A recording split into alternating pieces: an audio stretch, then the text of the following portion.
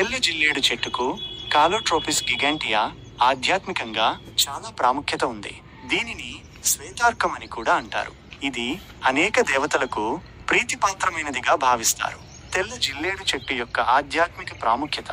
గణేశుడు తెల్ల జిల్లేడు వేర్లపై గణపతి నివసిస్తాడని నమ్ముతారు. కొన్నిసార్లు ఈ వేర్లు గణేశుని రూపంలో కూడా కనిపిస్తాయి. వీటిని స్వయంభూ శ్వేతార్క గణపతి అని పిలుస్తారు. తెల్ల జిల్లేడు చెట్టును ఇంట్లో ఉంచడం వలన గణేశుని అనుగ్రహం లభిస్తుందని విశ్వసిస్తారు. వినాయక చవితి రోజు గణేశ పత్రపూజలో ఈ ఆకులను ఉపయోగిస్తారు. శివునికి తెల్ల జిల్లేడు పువ్వులంటే చాలా ఇష్టం.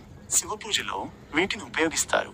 రథసప్తమి రోజు జిల్లేడు పత్రాలు ధరించి నదీ స్నానము చేస్తే చాలా పుణ్యమని నమ్ముతారు. ఇతర విశ్వాసాలు.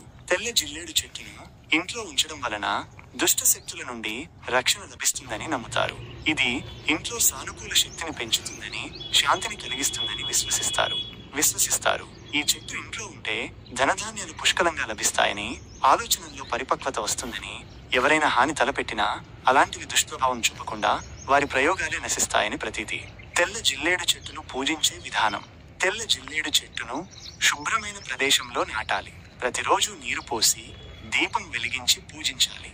గణేశునికి, శివునికి ప్రీతిపాత్రమైన నైవేద్యాలు సమర్పించాలి. తెల్ల జిల్లేడు చెట్టును ఆధ్యాత్మికంగా పవిత్రమైనదిగా భావిస్తారు. దీనిని పూజించడం వలన దేవతల అనుగ్రహం లభిస్తుందని విశ్వసిస్తారు.